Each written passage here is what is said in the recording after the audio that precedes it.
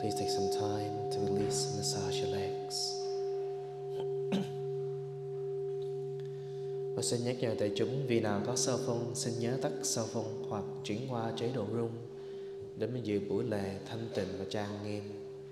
A reminder for those who have their cell phone, please make sure you have turned off your cell phone or switch it to vibrate mode so that we keep the atmosphere of the ceremony serene. Thank you.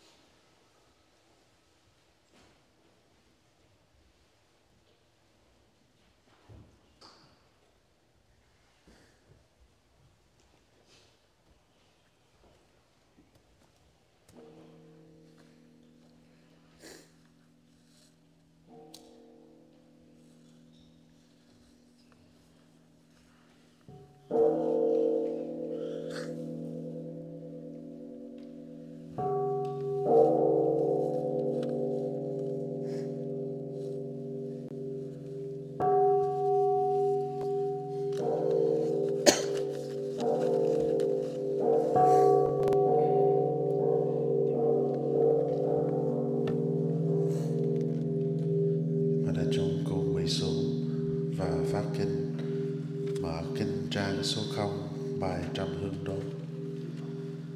Please kneel down and pass out the sutras and turn to page 0, the fragrance of the incense.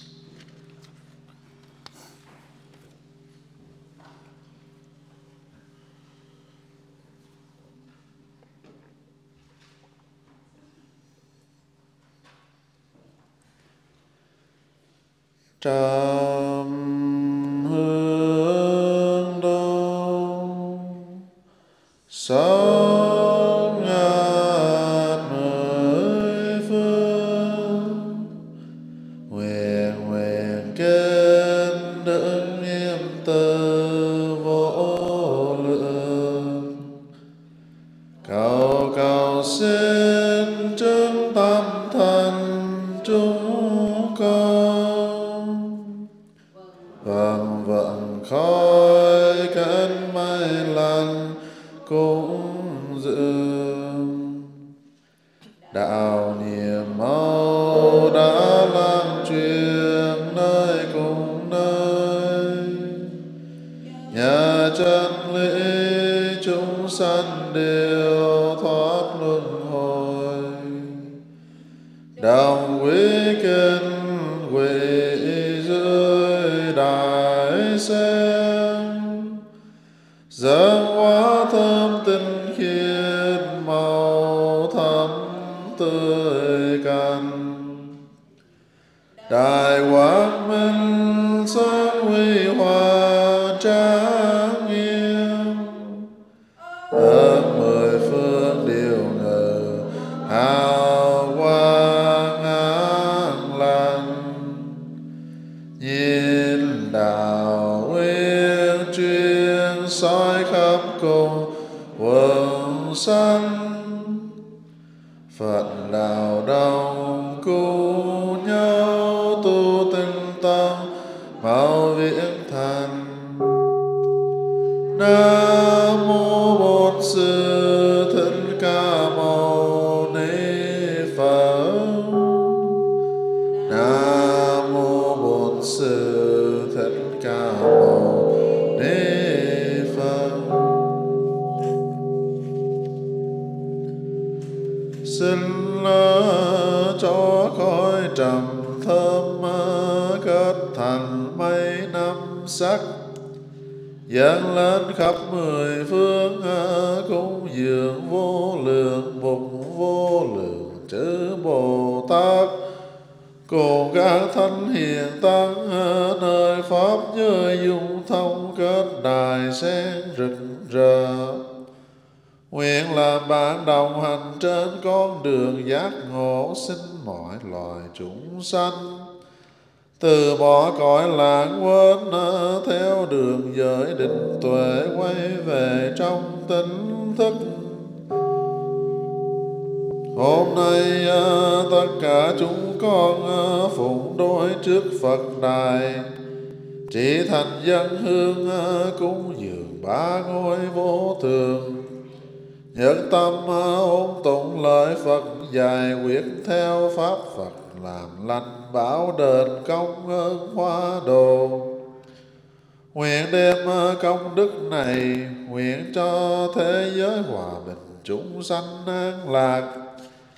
Lại xin kỳ siêu cho các hương linh Huỳnh Tử, Tiết Thị, Nguyện Thị, Hoa Dương, Long Thái, Pháp Nhân, Quang Bảo An, Nguyện Minh Thi, Pháp Nhân, Diệu Ngọc, Trung Mỹ Châu, Trịnh Cắn, Hoàng Lai Linh, Hoàng Thị Phinh, Pháp Nhân, Nguyên Châu, Kiệt Văn Trung, Nguyện Văn Sinh, Phạm Nhật, Kim Dung, Pháp Nhân, Diệu Chân, Nguyện tất cả chư hương linh nghe kinh thính pháp liệu ngộ vô thường, cầu vãng sanh tịnh độ.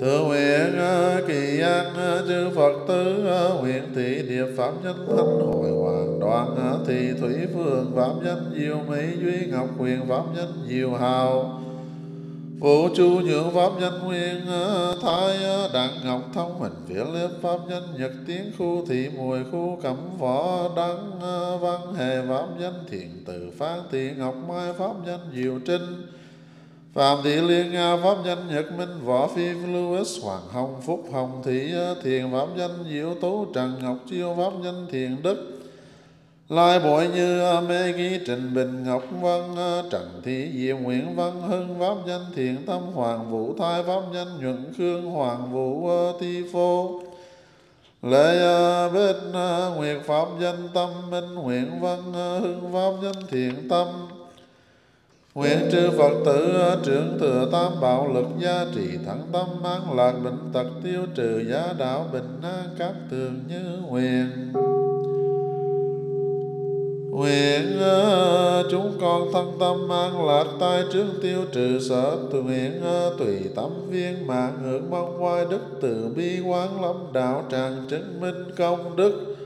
Nam mô chứng minh sư Bồ Tát, Nam mô hương cúng dường Bồ Tát, Nam mô đạo tràng hội thượng Phật Bồ Tát.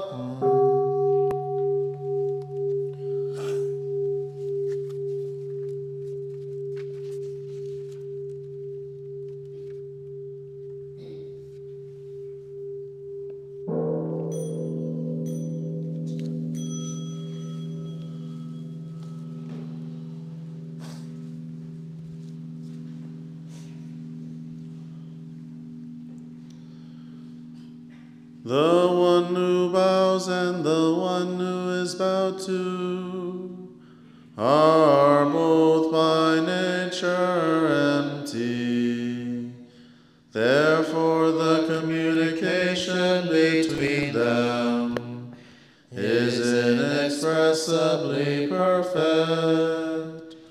Our practice center is the net of Indra, reflecting all Buddhas everywhere. And with my person in front of each Buddha, I go with my whole life for refuge. Offering light in the 10 directions, the Buddha, the Dharma, and the Sangha, to whom we bow in gratitude.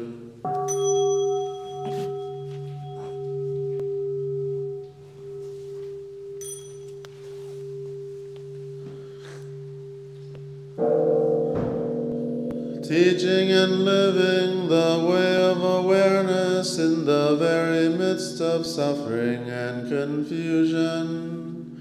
Shakyamuni Buddha, the fully enlightened one, to whom we bow in gratitude.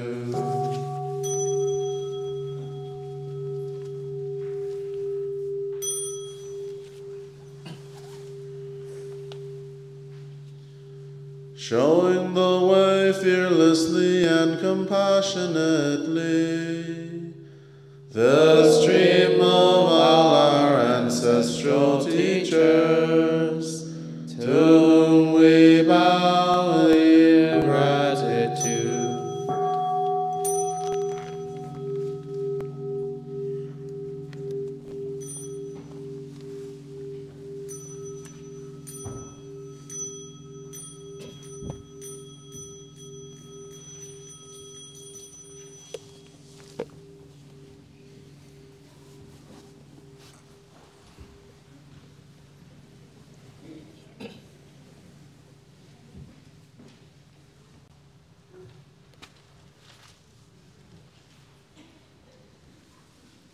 Mời đại chúng mở kinh trang số 4. Please turn the chanting book to page 4.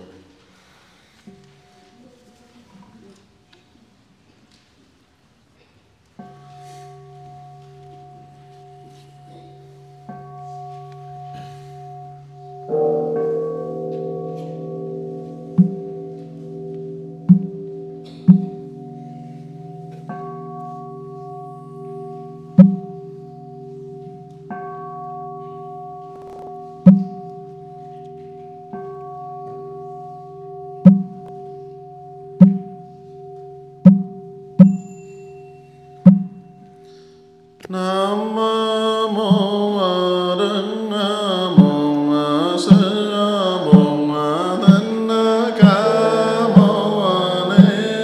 Nam mô Đức Bổn Sư Bổn Thích Ca Mâu Ni. Nam mô Đức Bổn Sư Bổn Thích Ca Mâu Ni.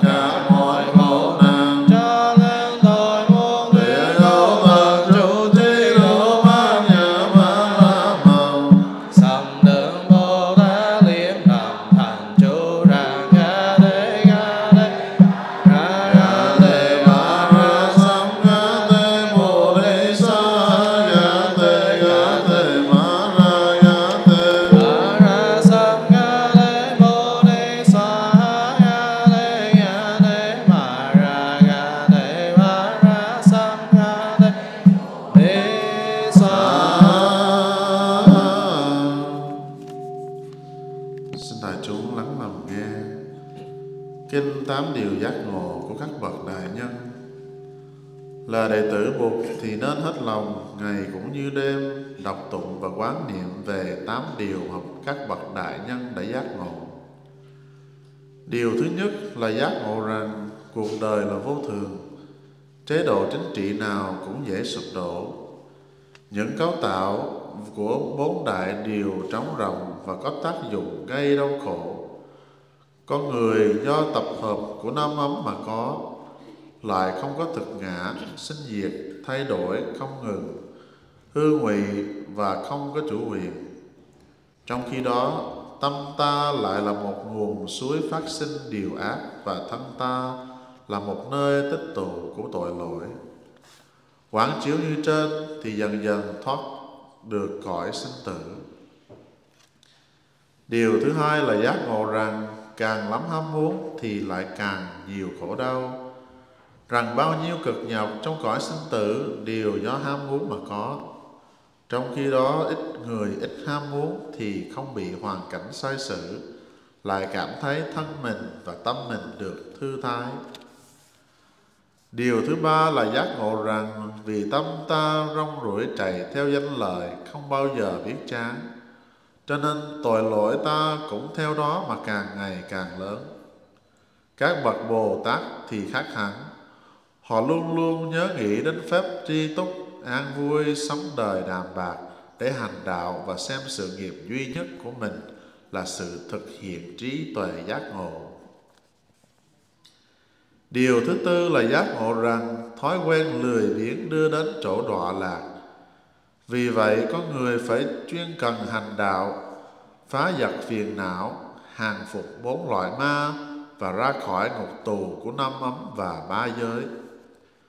Điều thứ năm là giác ngộ rằng chính vì vô minh nên mới bị giam hãm trong cõi sinh tử. Các vị Bồ Tát thường xuyên nhớ rằng phải học rộng biết nhiều, phát triển trí tuệ, đạt được biện tài để giáo hóa cho mọi người, để cho tất cả đạt tới niềm vui lớn. Điều thứ sáu là giác ngộ rằng vì nghèo khổ cho nên người ta sinh ra nhiều oán hận và căm thù, và vì thế lại tạo thêm những nhân xấu. Các vị Bồ Tát biết thế cho nên chuyên tu phép bố thí, coi kẻ ghét người thương như nhau, bỏ qua những điều ác mà người khác đã làm đối với mình, và không đem tâm ghét bỏ những ai đã làm ác. Điều thứ bảy là giác ngộ rằng 5 thứ dục vọng gây nên tội lỗi và hoạn nạn. Người xuất gia tuy sống trong thế tục nhưng không nhiễm theo cái vui phàm tục, thường quán niệm rằng tài sản của mình chỉ là 3 chiếc áo ca sa và 1 chiếc bình bát, tất cả đều là pháp khí, rằng chí nguyện xuất gia của mình là sống thanh bạch để hành đạo, giữ phạm hạnh cho thanh cao và đem lòng từ bi để tiếp xử với tất cả mọi người. Điều thứ 8 là giác ngộ rằng vì lửa sinh tử cháy bừng cho nên mọi loài đang chịu biết bao niềm thống khổ. Biết vậy cho nên ta phải phát tâm đại thừa, nguyện cứu tế cho tất cả mọi người, nguyện thay thế cho mọi người mà chịu khổ đau vô lượng, khiến cho tất cả chúng sanh đều đạt tới niềm vui cứu cánh. 8 điều nói trên là những điều giác ngộ của các bậc đại nhân, Bụt và Bồ Tát. Những vị này đã tinh tấn hành đạo, tu tập từ bi và trí tuệ, đã cưỡi thuyền pháp thân đến được bên niết bàn.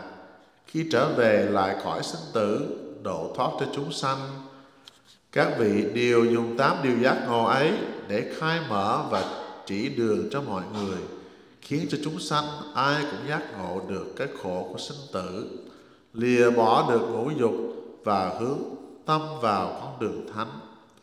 Nếu đệ tử Bụt mà thường đọc tụng 8 điều này thì mỗi khi quán niệm diệt được vô lượng tội, tiến tới giác ngộ, mau lên chánh giác, vĩnh viễn đoạn tuyệt với sinh tử, thường trú trong sự an lạc. Discourse on the 8 realizations of the great beings. Wholeheartedly, day and night, Disciples of the Awakened One should recite and meditate on the 8 realizations discovered by the great beings. The first realization is the awareness that the world is impermanent. Political regimes are subject to fall. Things composed of the 4 elements are empty, containing within them the seeds of suffering. Human beings are composed of 5 aggregates and are without a separate self. They are always in a process of change, constantly being born and constantly dying. They are empty of self and without a separate existence. The mind is the source of all confusion, and the body the force of all unwholesome actions. Meditating on this, you can be released from the round of birth and death. The second realization is the awareness that more desire brings more suffering.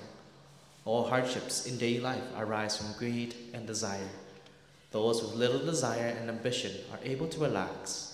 Their body and mind are free from entanglement. The third realization is the awareness that the human mind is always searching outside itself and never feels fulfilled. This brings about unwholesome activity. Bodhisattvas, on the other hand, know the value of having few desires. They live simply and peacefully so they can devote themselves to practicing the way. They regard the realization of perfect understanding to be their only career. The fourth realization is the awareness that indolence is an obstacle to practice. You must practice diligently to transform unwholesome mental states that bind you, and you must conquer the 4 kinds of Mara in order to free yourselves from the prisons of the 5 aggregates in the 3 worlds. The fifth realization is the awareness that ignorance is the cause of the endless round of birth and death. Bodhisattvas always listen to and learn from others so their understanding and skillful means can develop, so they can teach living beings and bring them great joy. The sixth realization is the awareness that poverty creates hatred and anger, which creates a vicious cycle of negative thoughts and actions. When practicing generosity, Bodhisattvas consider everyone, friends and enemies alike, to be equal. They do not condemn anyone's past wrongdoings or hate even those presently causing harm. The seventh realization is the awareness that the 5 categories of sensual desire, money, sex, fame, overeating, and oversleeping, lead to problems. Although you are in the world, try not to be caught in worldly matters. A monk, for example, has in his possession only 3 robes and 1 bowl. He lives simply in order to practice the way. His precepts keep him free of attachment to worldly things, and he treats everyone equally and with compassion.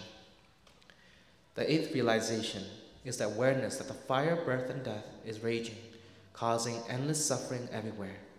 Take the great vow to help all beings, to suffer with all beings, and to guide all beings to the realm of great joy. These 8 realizations are the discoveries of great beings, Buddhas and Bodhisattvas who have practiced diligently the way of understanding and love. They have sailed the Dharmakaya boat to the shore of Nirvana and have then returned to the ordinary world, free of the 5 sensual desires, their minds and hearts directed towards the noble way. Using these 8 realizations, they help all beings recognize the suffering in the world. If disciples of the Buddha recite and meditate on these 8 realizations, they will put an end to countless misunderstandings and difficulties and progress towards enlightenment, leaving behind the world of birth and death, dwelling forever in peace. Mà đại chúng mở kinh trang số 10. Please turn to page 10.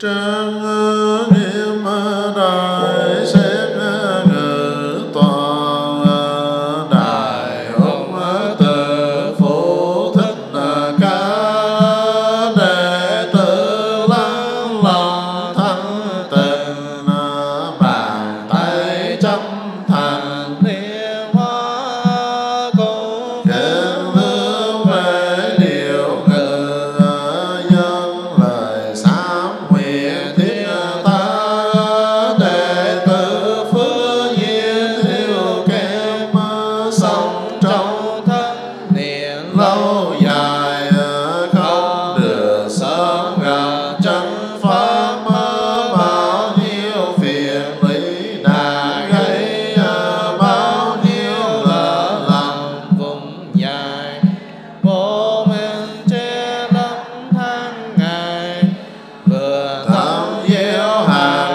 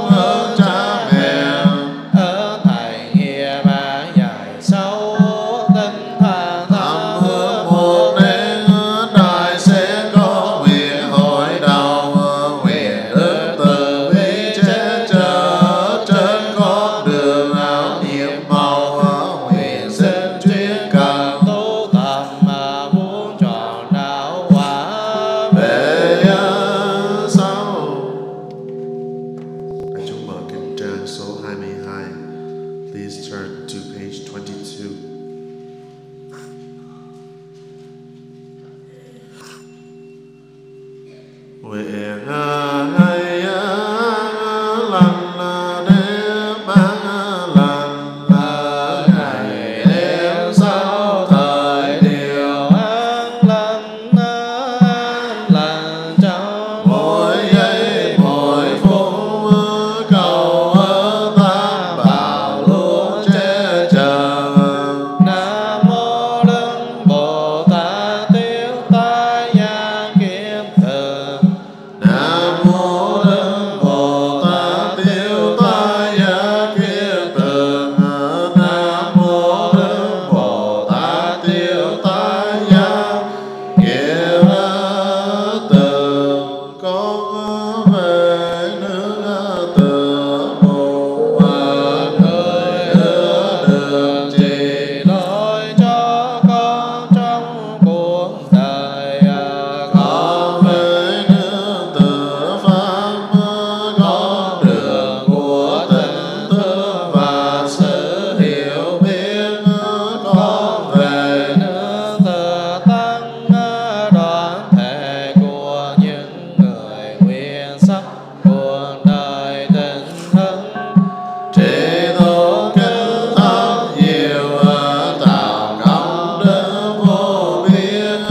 Đệ tử xin hồi hướng cho chúng sanh mọi miền.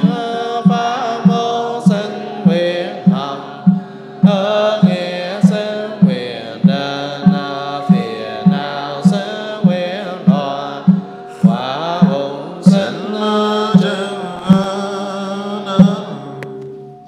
quay lại trong sáng trước khi mình khởi thân. Please release your legs before we stand up.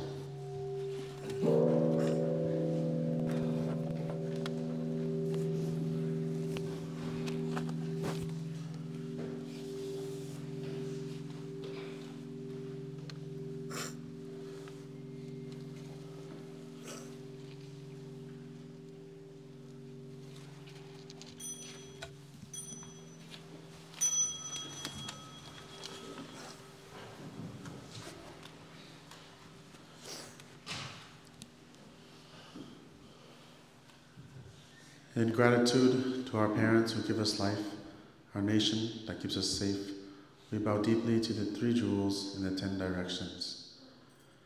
Đệ tử chúng con nhớ cha mẹ sanh thành quốc dân bảo hộ, cúi đầu kính lễ tam bảo thường trụ trong 10 phương.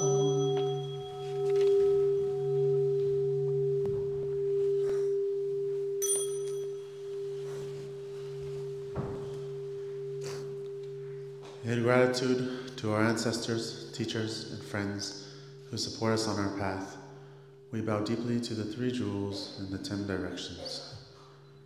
Đệ tử chúng con nhớ sư trường giáo huấn liệt vì tịnh thí đàn na, cúi đầu kính lễ tam bảo thường trụ trong 10 phương.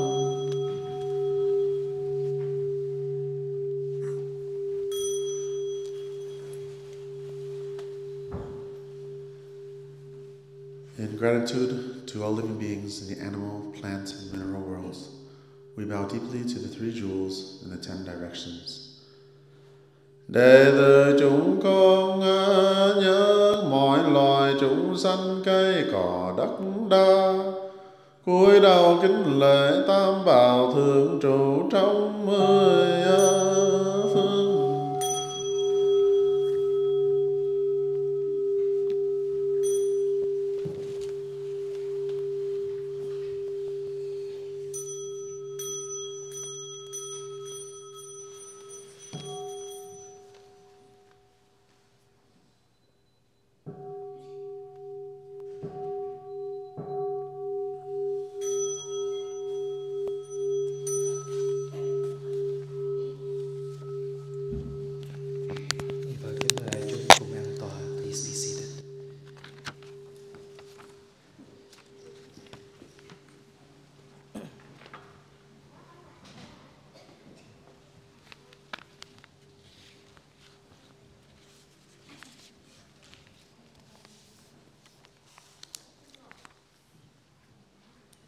Nam mô Bổn Sư Thích Ca Mâu Ni Phật. Kính bạch thầy, kính thưa toàn thể đại chúng. Sáng nay có cơ hội chia sẻ bằng tiếng Anh cho các bạn trẻ. Thì trước khi mình bắt đầu, kính mời đại chúng mình cùng nhau chắp tay để mình niệm Phật. So we invite you to please join your palms together as we'll say the Buddha's name 3 times. Nam mô Bổn Sư Thích Ca Mâu Ni Phật. Nam mô Bổn Sư Thích Ca Mâu Ni Phật. Nam mô Bổn Sư Thích Ca Mâu Ni Phật. Dear respected Thai, dear brothers and sisters and friends, today is November 10th in the year 2024. We're in the Chukla Monastery having our regular Sunday service. How's everyone doing today? I'm sure that we all got an extra hour of sleep from last week, and as well we're getting ready to welcome the winter season. So please make sure you're dressed warm and keep yourself very cozy. This week I believe that we have a long weekend. And tomorrow is a special day that we commemorate in Canada, what we call Remembrance Day. And it's a day that we commemorate the soldiers who fought in world wars. We acknowledge their courage, their sacrifice for those who serve their country, and acknowledge their responsibility to work for the peace and fought hard to achieve that. And I believe that we also are striving to cultivate peace. Not just by fighting wars, but we also have to cultivate peace in our daily life. And one of the bodhisattvas I introduced to you today is that we often recite and we invoke is the Bodhisattva Samantabhadra. And he is the bodhisattva that represents great action. Last time I shared is the Bodhisattva Manjushri. He represents the great bodhisattva of great understanding. With Samantabhadra, he represents great action. And you may not see him here in the temple, but perhaps you may visit some of the other monasteries. You may see a picture or a statue of him that he rides on a white elephant with six tusks, and he holds in his hand what we called is a lotus. And the elephant that he rides on with 6 tusks, what those the 6 tusks mean? In Buddhism, we have the teaching called the 6 paramitas. And these 6 tusks represents that. Generosity, the trainings, which is all we would call morality, patience, effort, concentration, and wisdom. And Samantabhadra, he holds a lotus in his hand that represents the achievements gained from overcoming many adversities, many difficulties. The elephant represents its great force. It's able to stampede through all difficulties, suffering, illusions that may come about. And the color of the white elephant represents the purity of its virtuous karmic actions. So in our daily life, we have these 3 karmic actions that we often are intact with. That is our body, that is our speech, and that is our mind. And we cultivate these karmas through these three things. When we are able to help someone, we are cultivating the merit through our body, whether that may be carrying something, maybe opening a door, driving someone, helping a senior gain from the staircase, from upstairs to downstairs. We are cultivating that karmic body action. The second is the speech. What we say to someone has the impact that can affect them positively or negatively. We may choose words that may hurt them. We may spite them. We may say ill things about them. But we also choose and find words that can inspire them, that can bring confidence, some joy and hope in them. And our mind is where our thoughts originate.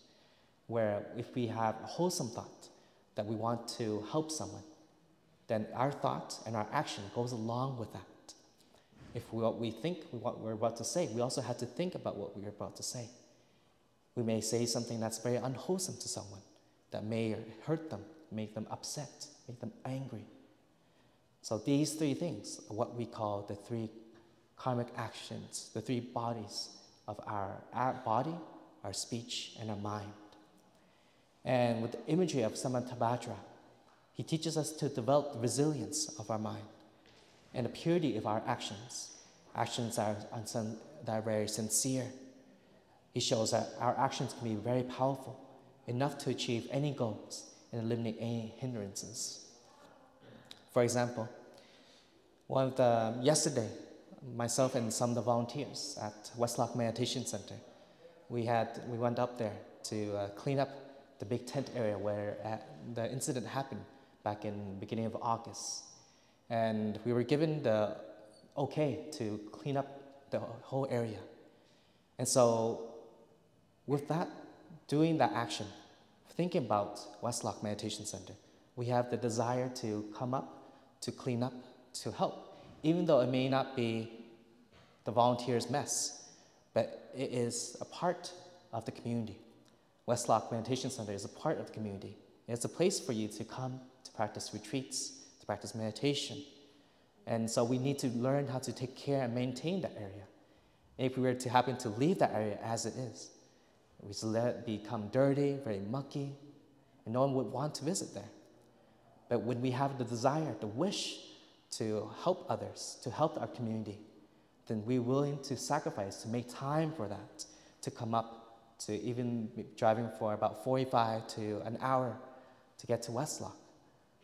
You pretty much have to sacrifice your whole day to be there.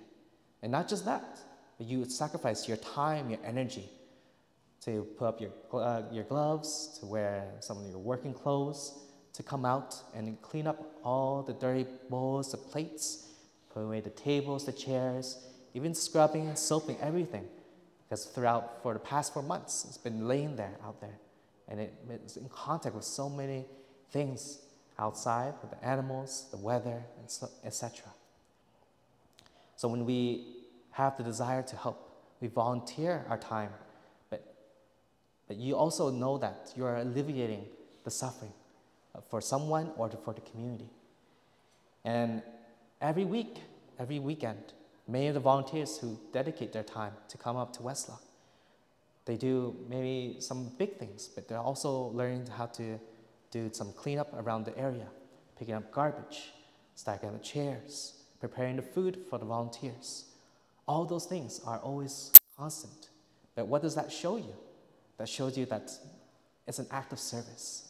And Samantabhadra represents the great actions. We try to bring joy to people through the act of service. And when we do a service like that, we also feel that we are offering something to the community. We're offering something that we maybe feel that's something very small, but it plays a big part in their daily life. Perhaps maybe you don't see that at home. Maybe you don't see as much that your parents play a big contribution for taking care of you. They raised you, they nurture you, they cook the food for you, and sometimes they also clean up your mess. Do we see that they are also the Bodhisattva of Samantabhadra, of great action? Sometimes they remind us to clean up our room, but sometimes we're so busy, or perhaps we're a little bit lazy. And so what do? They get themselves ready to do whatever they can within their capacity. They act, they do their action. And we too can learn not just from the Bodhisattva, but from people that we have met, people that we admire, our parents, our teachers, our friends. When we see someone who is able to dedicate 100% of their presence to sit down, to listen to you, to talk to you, you see that they are truly present 100%. Can we also practice being 100% for our friends, for our family members, our loved ones? Yesterday night, the community had a chance to chant one of the sutras, and this is one of the sutras talked about the 10 great vows of Samantabhadra. I'd like to share these 10 great vows to you today. One of them is respect and honor all life, praise the virtues of others, offer service generously, repent and self-reflect, rejoice in others' joy and success, seek and share wisdom, uphold and follow the path, support all beings on their path, transfer merit to all beings, and finally, commit to serving with dedication. And so what do these 10 vows mean? Well, even though they belong to Samantabhadra, we can see that maybe some of the vows perhaps can relate to our practice, can relate to our daily life. When we look at the first vow, Samantabhadra emphasizes honoring all Buddhas, but this can extend to respecting all beings. It reminds us to treat everyone and everything with reverence, recognizing their value in their life. For example, making a habit of acknowledging and respecting everyone's potential, their worth. If, for instance, you should show respect to all people, regardless of their status or their background, we greet them warm and listen attentively, no matter what. We want to welcome people. We want to make them feel at home. Can you make them feel comfortable to not be betrayed, to not be lost, to not be dissuaded by your presence? We learn to welcome everyone to come in, whether that may be an event that you're hosting. Maybe there's some uninvited guests that you didn't expect, but yet they're there. And you don't want them to leave and tell them that you're not invited. But even though they're there already, try your best to be patient and to learn to be more open, whether or not they were invited. But you may have to make use of it. Perhaps maybe you may cultivate some new connections. You may make some new friends. That is an opportunity, a chance for you to take that, to respect and honor all life. The second is to praise the virtues of others. One vow encourages us to celebrate the goodness in others rather than focus on the flaws. We learn to practice by uplifting those around us. When we are in perhaps a work meeting, rather than focusing on someone's mistakes, and we announce it publicly to everyone so that they know that person's mistakes, we should learn to try to be more skillful in a way that if we want to point out that person's mistake, we can ask them privately to talk to you on the side and let them know what mistake did they make. And we often have the tendency to tell us to our children that when they do something wrong, we yell at them or we point their faults, but we never teach them what did they do wrong, what can they improve for the next time. So even if you are a parent, you're a father or mother, you point out your child's mistake, but you also have to teach your child to not repeat that mistake and the reason why they shouldn't repeat that mistake. Instead, we should also show them a different path. For example, if we're teaching them how to wash dishes, you tell them to go wash dishes, but they don't, it is their first time to wash dishes. So they may turn on the water and they leave the water running like that. But if you don't make the effort to show them how to wash dishes, you have to get some of the soap, soak it into the sponge, wash into each and every plate or the utensils. After you soap it, you show them how to rinse it. After rinsing it, you let it dry on the rack. So something like that, it can be something very simple task, but a child may not know how to begin with. And therefore, we need to show them how to do it. Even if they make a small mistake, we learn to show them what mistake they make and tell them that this mistake had created this problem.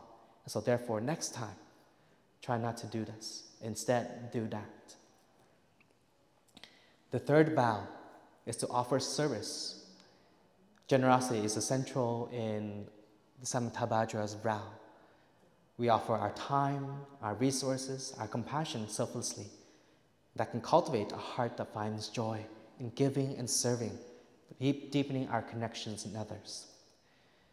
For example, if you volunteer at a local shelter or the food bank, then giving without expecting anything in return, you learn to cultivate that seed in you. When we learn to give something to others, we don't ever expect something back. But yet, we as ordinary people, we have the tendency when we offer a gift to someone, we expect that gift to be paid back. But we can learn to offer it, let it go, and if that person happens to offer a gift back to us, then we're happy to receive that. We don't have any expectation from others, but we learn to accept as it is. The fourth vow is to repent and self-reflect. Recognizing and repenting for our past mistakes is something that's very important to our growth. In Buddhism, repentance, we often see that as a way of beginning anew. When we learn to begin anew with ourselves, we begin anew with others, we start to see that we start to feel much more lighter, much more healthier in our relationships with others. If, for example, that you recognize that your friend, your best friend, you see that him or her has so many mistakes, and therefore you tend to become angry at the things that they do to you because of their mistakes, then that's something that we should always maybe take some time to reflect and see that, can you begin anew with this person? In Buddhism, the practice of beginning anew, we often talk about 4 steps. What are these 4 steps? Is flower watering, expressing regret, asking for help, and sharing your suffering. And so these 4 steps, we allow us to build our relationship much more deeper than before on the surface level. When we begin the practice, we should always look into the positive qualities in the other person. Perhaps that brother or sister may have the quality of able to listen deeply into whatever you say. You can point that out to them. And as you pointing out the positive qualities, they feel that they're being respected and acknowledged because of the qualities that you see in them. When you put your attention into someone, they feel that that you care for them, that you are paying attention to them. And that's one thing that we should always learn to do, learn to water the flowers in each other. We have many beautiful flowers in us, and sometimes we don't recognize those flowers. Therefore, we need the help of our friends, of our family, to support us, to water those flowers.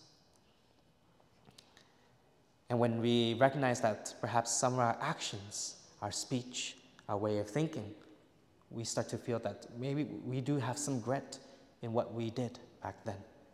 And when we recognize our past mistakes, we acknowledge that it is there. It's not something that we can avoid or pretend that is not there. That's not how we learn to grow. When we learn to accept our faults, we learn to embrace these mistakes of ours, and we learn to resolve them and to begin anew and to move forward from then on. The 5th vow is to be able to rejoice in others' joy and success. Cultivating joy for the happiness and accomplishments of others helps dissolve jealousy and comparison. And this vow promotes happiness and supportive compassion. When a friend or a colleague of ours achieves a goal or receives some recognition, we can celebrate their success and attend their celebration or offer heartfelt congratulations, focusing on their joy rather than any sense of competition. And we often have that tendency in being better than others. Perhaps we are in school and some of our friends are doing better than us. And we may feel some jealousy towards that because we're not doing the best that we can. But perhaps we also play a part in contributing to being more successful. But rather than despising or criticizing that they are better than us, we can acknowledge that they are good in that subject. And maybe you can ask for their help to show you, to give you some advice, some tutoring for you to become better, just like them. And it doesn't mean that you should feel inferior to them, but know that, see them as equals, as a human being. We too are just like a human being that learn and grows. We have sometimes a superiority complex, an inferiority complex. And those complexes are sometimes that we are always being troubled by. And therefore we need to break down those complexes and learn to accept everything as something as a learning opportunity for us. Learn to be a student. Learn to see the world as a student. You're still learning many things. Even you may be 50 years old, 80 years old, you are still a student of life. Every day, every moment can be a learning opportunity for you. The sixth vow is to seek and share wisdom. One vow focuses on seeking the truth and sharing what we learn to help others. It encourages an openness to learn and commit to guiding others along the path of wisdom. You see that many teachers often offer many courses, many seminars, and we have the chance to learn from those teachers. Perhaps there may be a workshop on teaching about mindfulness, a workshop on meditation.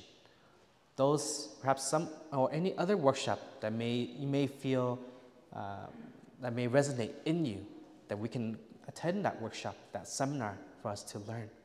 And who knows, you may learn something that you may have learned already, but it's always good to review and to renew our knowledge, our wisdom as well. The seventh vow is to be able to uphold and follow the path. Samantabhadra's vows emphasize on honoring and following the teachings that lead to compassion and wisdom. And this vow reminds us to stay committed to practices that support our growth and benefit others.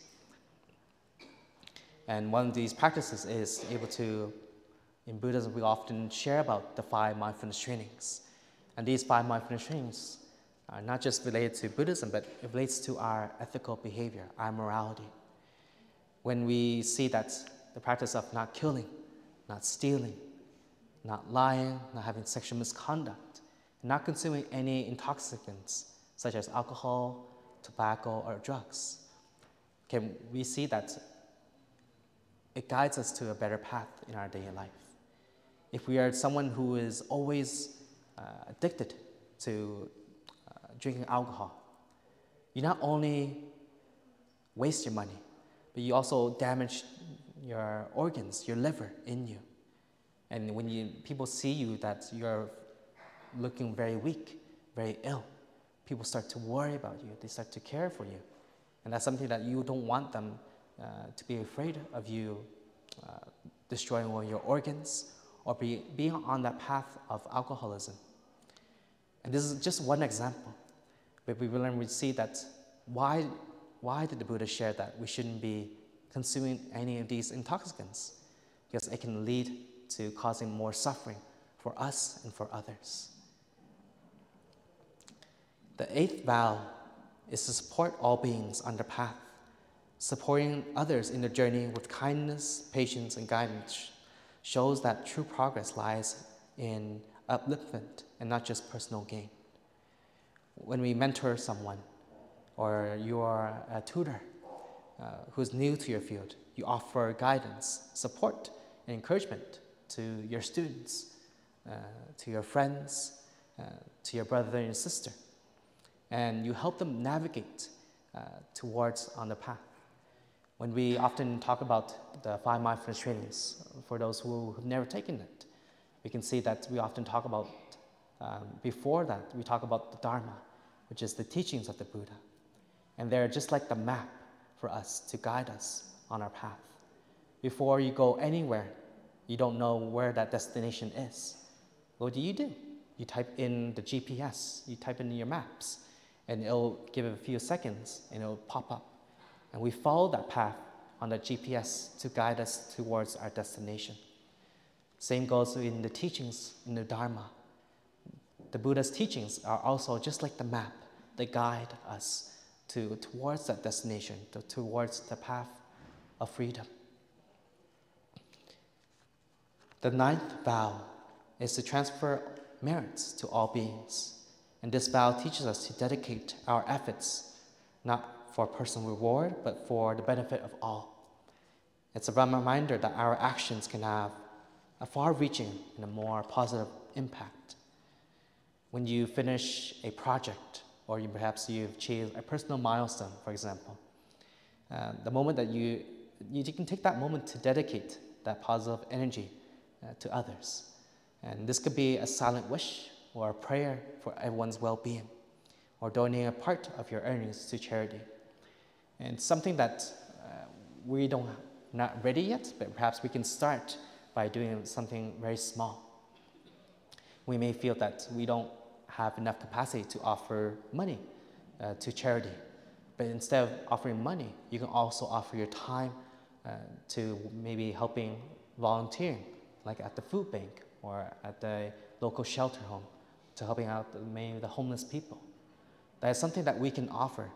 Even doesn't mean that we need to offer material objects, but we offer our time and energy and our support to help others. And finally, is to commit to serving with dedication. And this is the final vow that the Samantabhadra speaks of, dedicating oneself to helping others until all beings are free from their suffering. And this vow encourages us to cultivate perseverance, patience, and boundless compassion. And when we commit to a long term of work, volunteering, maybe at the temple or at a local shelter or a food bank, we're regularly supporting an important cause for that.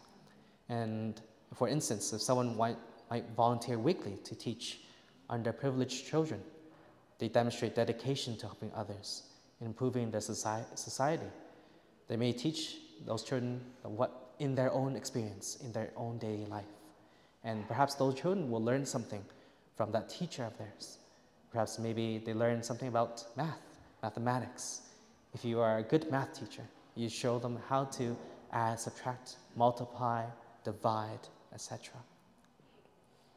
And in one of the Buddha's teachings, he shared about that there are 4 types of people that we can be like. And he shared about more towards the actions. We often have this idiom or this phrase that actions speak louder than words. And the Buddha shared that there are those who are like thunder, but no rain. There are those who are like the rain, but no thunder.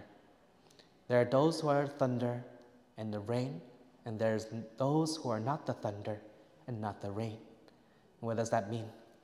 So those people who are like thunder, but no rain, are people who are just all talk, but they can't walk their talk. They talk or perhaps boast around or show off that they are good at something. But when it comes time for them to present it, they can't present what they were showing off about or they were boasting about. But they are just like the thunder, but no rain. There are those who are the rain, but no thunder. They are the people who are able to do the actions rather than speaking about or than showing off. They do whatever in silence. And I know that every winter or perhaps every season, we have one of the volunteers who always takes care of the temple. Not inside, but more towards the landscaping area. And whenever there's a lot of leaves outside, he spends his day helping out with many of the neighborhood. And when he has time, he comes to the temple, sweeps all the leaves. If it's the winter time, he dedicates some time to shovel the sidewalk for the temple. He doesn't need to tell us that he's going to be shoveling the temple, but he automatically knows that what he can do. And so he comes to the temple and offers his actions to the community. There are those who are the thunder and the rain. That means a person who's able to walk the talk, meaning that wherever they talk about, they show off, boast about, they also present what they do. And this is a very important matter for us. If we're able to walk the talk, to be able to do what we say that we do, then people will see that, you provide, you present us what you say is true, you know. And there are those who are no thunder and no rain. And as a person who doesn't say anything, nor does nothing at all. So as a practitioner, and even as a monastic, we try to be 2 out of the 4 people. And that is what? To be the rain with no thunder, and to be the rain and the thunder. To be able to walk the talk, and to be able to cultivate and make that action, and without even have to talk about or show off and boast about.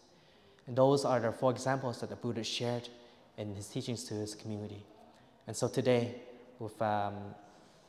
I introduce to you one of the bodhisattvas of Samantabhadra, the bodhisattva of great action. And when we see that with every look, every word, every action can bring happiness to others. And we are also aware that in our daily life, our body, our speech, and our mind plays a part in that. And when we think about wholesome thoughts to help someone, we want to cultivate that action to help that person. If we want to speak to someone in a beautiful way or a loving way, then our intention also has to be there as well. Think before you speak, think before you act. And so today, I'd like to thank everyone for being here for this morning's ceremony and as well for the sharing. I wish you have a wonderful long weekend. May you be well, happy, and safe. Thank you.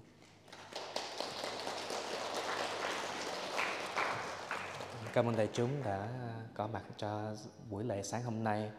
Sau đây thì kính mời đại chúng mình cùng nhau chắp tay để mình hồi hướng. So we'll end our session by joining our palms and sharing the merits. Nguyện đêm công đức này hướng về khắp tất cả đệ tử và chúng sanh đều trọn thành Phật đạo. So please release and massage your legs. Kính mời đại chúng mình xả chân, xả bóp.